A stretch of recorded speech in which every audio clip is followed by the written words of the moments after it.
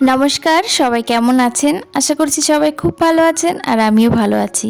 Dream life বিউটির আরও একটি নতুন ব্লগে আপনাদের সবাইকে জানাই স্বাগত। এখন বাজে সকাল 10টা। এখন থেকেই আজকের ব্লগটা আপনাদেরকে সঙ্গে নিয়ে শুরু করছি। আশা রাখছি আজকের ব্লগটাও আপনাদের কাছে খুব ভালো লাগবে। আজকে বৃহস্পতিবার, সকালবেলা উঠে বাসি জামাকাপড় চেঞ্জ করে সোজা ঠাকুর ঘরে এসে ঠাকুরঘরটা একটু পরিষ্কার করে ঠাকুরের বাসন কোসন সব বার করে রেখেছিলাম। তারপর রান্নাঘরে সকালে রান্নাবান্নাটা কমপ্লিট করে এখন ঠাকুরের বাসনগুলো মেজে একেবারে জল ঝরাতে দিয়ে যাচ্ছি।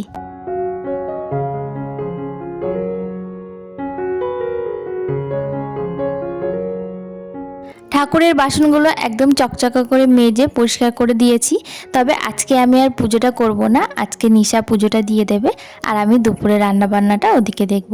দুজনে মিলে থাকলে একসাথে ভাগে যোগে যদি কাজগুলো করে নেওয়া যায় তাহলে খুব তাড়াতাড়ি কাজগুলো কমপ্লিট হয়ে যায় আর টাইমের মধ্যেই হয়। তো যাই হোক, এদিকে দেখুন সকালের খাওয়া দাওয়া কমপ্লিট করে ঘরে এসেছি। ঘরের বিছানাটা গোছানোই ছিল, তবে আজকে ভাবলাম বিছানার চাদরটা পাল্টে দিই। অনেক দিন হয়ে গেল বিছানার চাদরটা পাল্টানো হয় না, আর বাচ্চা কাচ্চা থাকলে একটু ঘন ঘনই বিছানা চাদরটা পাল্টে দিতে হয়। তবে আমি খুব যে ঘন ঘন বিছানা চাদরটা পাল্টাই সেটা না, যেহেতু হাতে কাচতে হয় অতটা ঘন ঘন বিছানার চাদর কিন্তু পাল্টে আর কি উঠতে পারি না। তবে সপ্তাহে একবার করে বিছানার চাদরটা আমি পাল্টে দিই। তো যাই হোক, এদিকে দেখুন বিছানার চাদরটা পাল্টে একদম কাচা ধোয়া পরিষ্কার পরিচ্ছন্ন একটা বিছানার চাদর পেতে দিয়েছি। আর এবার বালিশের কভারগুলো পরিয়ে নিচ্ছি।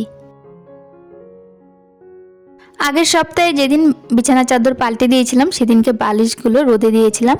এখনকার রোদের যা তাপ, 2 থেকে 3 ঘন্টা বালিশগুলো যদি একটু রোদ খাওয়ানো যায় তাহলে কিন্তু বালিশগুলো ভীষণ একদম নরম হয়ে যায় আর ফুলে ফুলে যায়, আর সেই ব্যাপারটা কিন্তু ভীষণ ভালো লাগে। তবে শীতকালে খুব একটা রোদে দিতে পারিনি, কারণ আমাদের ছাদে তো শেড লাগানো হয়ে গেছে আর ছাদে তো এখন রোদ পড়ে না।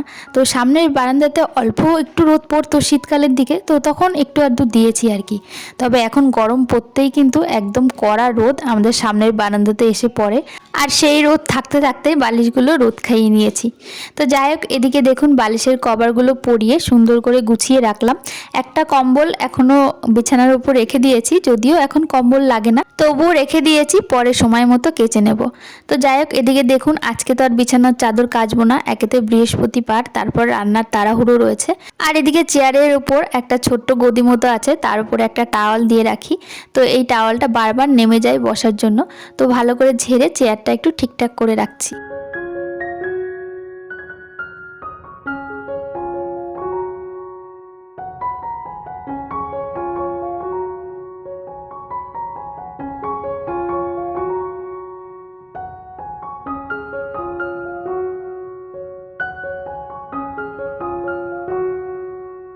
এখন ওই 11:30টার মতো বাজে। ছেলেকে একেবারে স্নান করিয়ে তারপর রান্নাঘরে ঢুকবো। আর এখন ছেলেকে ফল খাইয়ে নিচ্ছি, ফল খাইয়ে ওকে একেবারে স্নান করিয়ে দেব। তারপর যদি রান্নাঘরে ঢোকা যায় তাহলে কিন্তু নিশ্চিন্তে রান্নাটা করা যায়, নাহলে রান্নার মাঝখানে না ওকে আর স্নান করাতে ইচ্ছে করে না। তো এদিকে দেখুন একটুখানি দুধ ছিল গতকালকে, তো সেটাই গরম করে রাখলাম, আমিই খেয়ে নেব। আর আজকের যে দুধটা আছে সেটা জাল দিয়ে রাখবো। আমাদের এখানে পাশেই দোল পূর্ণিমা উপলক্ষে কীর্তন হচ্ছিল, প্রতি বছরই হয়, এবছরও হয়েছে। আর সেই কীর্তনে কিন্তু শেষ হওয়ার পরের দিন আমাদের এখানে মালসা ভোগ দেয়া হয়। তো সেই মালসা ভোগই কালকে সন্ধ্যার দিকে দিয়েছে। আর ওই মালসা প্রসাদে নানান রকম প্রসাদ থাকে, মালপোয়া, লুচি, তারপর দই, নানান রকমের ফল এগুলো থাকে। সেগুলো তো সঙ্গে সঙ্গেই খাওয়া হয়ে গেছে, তবে তার নিচে থাকে চিড়ে, তো সেগুলো তো আর খাওয়া হয়নি। তো সেইগুলো আজকে দুপুরের দিকে এখন মা দুধ দিয়ে, কলা দিয়ে, বাতাসা দিয়ে খুব সুন্দর করে মাখবে। তো সেই জন্যই আমি দুধটা আগে থেকে জাল দিয়ে দিলাম। আর এদিকে দেখুন দুপুরে রান্নাও শুরু করে দিয়েছি। আজকে এনেছে কাতলা মাছ, তো কাতলা মাছের ঝোল করব আলু দিয়ে। মাছগুলো ভালো করে ধুয়ে নিয়েছি, এবার লবণ হলুদ মাখিয়ে মাছগুলো ভাজতে বসিয়ে দিলাম। আর এদিকে প্রসাদটা মাখানোও হয়ে গেছে, বাটিতে করে মা সবাইকে দিয়ে দিচ্ছে। তো আমিও মাছটা ভাজতে বসিয়ে এখন প্রসাদটা খেয়ে নিচ্ছি। দই খই দিয়ে চিড়ে মাখালে কিন্তু ভীষণ ভালো লাগে, আর এই প্রসাদটা মাখানো খুব ভালো হয়েছে, তো সেটাই খেয়ে নিচ্ছি। আমার ছেলেকেও দিয়ে আসা হয়েছে বাটিতে করে, ও ভীষণ পছন্দ করেছে, ও খাচ্ছে আর টিভি দেখছে। তো এদিকে আমি রান্না বান্নাটা করছি। আজকে কাতলা মাছের ঝোলের সাথে সাথে হবে পাট শাকের ঝোল। আর এখন যেহেতু গরম পড়ে গেছে, আর যতদিন গরম থাকবে ততদিন কিন্তু নিম বেগুন আমাদের বাড়িতে মধ্যে হতেই থাকবে। আর যেহেতু নিম গাছ আমাদের বাড়িতেই আছে আর নিম পাতা কচি কচি প্রচুর হয়েছে, তো এমনিতেও 2-3 দিন খাওয়া হয়ে গেছে, তবে আজকেও খাওয়া হবে। আর আমার হাজব্যান্ড কিন্তু নিম বেগুন খেতে ভীষণ ভালোবাসে।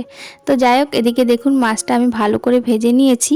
আর একবার মাছ দিলাম, একবারে তো সব মাছ ভাজা হয় না, 2-3 বার করে করে মাছগুলো ভেজে নিচ্ছি।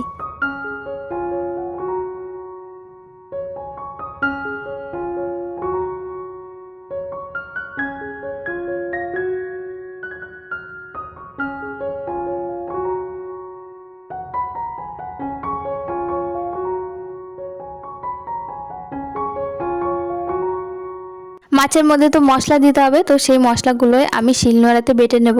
এখানে দিয়েছি কয়েকটা পাকা লঙ্কা, তার সঙ্গে 2-3টে শুকনো লঙ্কা দিলাম, কারণ 2-3টে শুকনো লঙ্কা না দিলে না তরকারিতে সেই কালারটা আসে না। আর দেখতে সুন্দর না হলে না মনের মধ্যে কেমন যেন একটা খুঁতখুত করে। আগে একদিন কাতলা মাছ রান্না করেছিলাম শুধুমাত্র পাকা লঙ্কা দিয়ে, তবে কালারটা ঠিক আসেনি বলে আমার না একদম খেতে ভালো লাগছিল না। তো সেই জন্য 2-3টে শুকনো লঙ্কা দিলাম, তার সঙ্গে পাকা লঙ্কাও দিয়েছি। আর এখানে অল্প করে আদা আর রসুন, আর প্রথমেই তো জিরে ধনে ভেজে রেখেছি, ওটা নামানোর আগে দেব। তো যাই হোক, এদিকে মশলাটা করে নিচ্ছি। খুব বেশি মশলা কিন্তু আমরা প্রতিদিন খাই না, তবে প্রতিদিনের তরকারিতে একটু না একটু মশলা দিতেই হবে।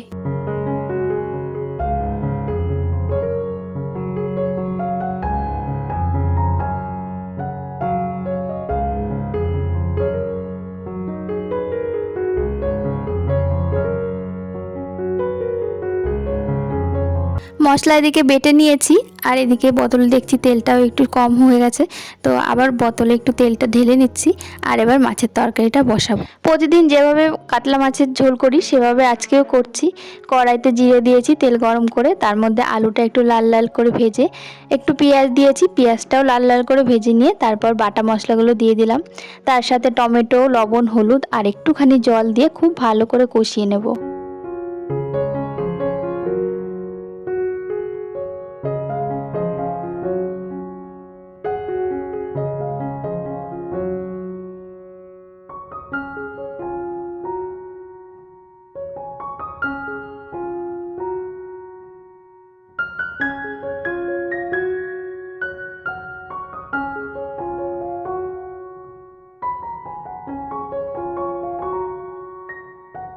এখানে তরকারিটা আমি খুব ভালো করে আস্তে আস্তে কষিয়ে নিয়েছি। কষানো কমপ্লিট হয়ে গেছে, একদম মশলা দিয়ে তেল ছেড়ে দিয়েছে। এবার পরিমাণ মতো ঝোল দিয়ে দিলাম। ঝোলটা ফুটে গেলেই মাছগুলো দিয়ে দেব। আর ওই যে সবার প্রথমে জিরে আর ধনে ভেজে রেখেছিলাম, সেই মশলাটা বেটে নিয়েছি, সেটাই নামানোর আগে দিয়ে একটুখানি লবণ চেক করে তারপর নামিয়ে নেব।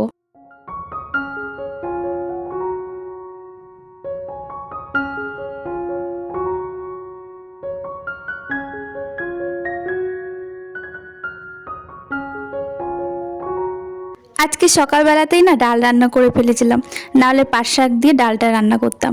তো যেহেতু ডাল রান্না হয়ে গেছে আর তো দুপুরবেলা ডাল করব না, তো এদিকে পাট শাকের ঝোল করছি। পাট শাকের ঝোলও কিন্তু খেতে ভীষণ ভালো লাগে রসুন আর পেঁয়াজ ফোড়ন দিয়ে। তবে আমাদের বাড়িতে রসুন ফোড়ন দিয়ে করে, আর এখানে কিন্তু পেঁয়াজটাই বেশি দেয়। তো এই বাড়িতে যেরকমভাবে করে সেরকমভাবেই রান্নাটা করছি। অল্প করে রসুন দিয়েছি আর একটু বেশি করে পেঁয়াজ ফোড়ন দিয়ে, তার সাথে কালো জিরে শুকনো লঙ্কা দিয়ে একটু ভাজা ভাজা করে তারপর দিয়ে দিচ্ছি পাট শাকটা। পাট শাক আনার পরেই মা বলছিল যে চিংড়ি মাছ আনতে পারতিস, চিংড়ি মাছ দিয়ে পাট শাকের ঝোল খেতাম। তো আজকে বললো আজকে শুধু পাট শাকের ঝোল খাও, তো অন্যদিন চিংড়ি মাছ দিয়ে খাওয়া হবে। আর এদিকে দেখুন নিম বেগুন করছি। নিম বেগুন তো গরম পড়তেই আমাদের বাড়িতে খাওয়া শুরু হয়ে গেছে।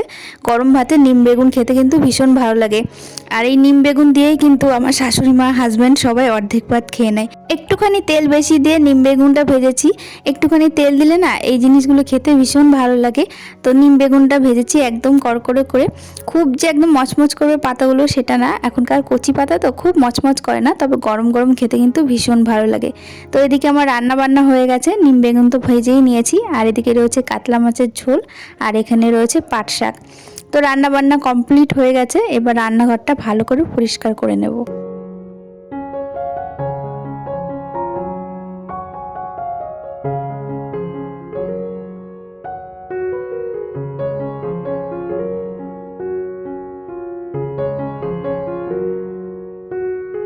রান্নাবান্না করার পরে সবথেকে বড় কাজ হচ্ছে রান্নাঘরটা সুন্দর করে পরিষ্কার করা। তো এদিকে দেখুন আমি খুব ভালো করে রান্নাঘরটা পরিষ্কার করে নিচ্ছি। এই যে পাশের টাইলসগুলোতে কিন্তু তেল ছিটে ছিটে সবসময়ই যায়, রান্নাবান্না হয় যেহেতু একদম গ্যাসের সাথেই লাগানো থাকে। তো খুব ভালো করে হ্যান্ড ওয়াশ দিয়ে প্রথমে আমি একবার মুছে নিয়েছি, তারপর যে কাপড়টা দিয়ে মুছছি ভালো করে ধুয়ে আরেকবার পরিষ্কার করে মুছে নিচ্ছি। আর এদিকে দেখুন গ্যাসটাও খুব ভালো করে মুছে নিয়েছি ভেজা ন্যাকড়া দিয়ে। এবার একটা শুকনো ন্যাকড়া দিয়ে কিন্তু আমি প্রতিদিন গ্যাসটা মুছে রাখি, যেহেতু গ্যাসটা কাচের আর ভেজা ন্যাকড়া দিয়ে মোছার পরে জল থাকলে পরে দেখতে খারাপ লাগে। তো সেই জন্য আমি একটা শুকনো কাপড় দিয়ে তারপরে আবার খুব সুন্দর করে মুছে রাখি।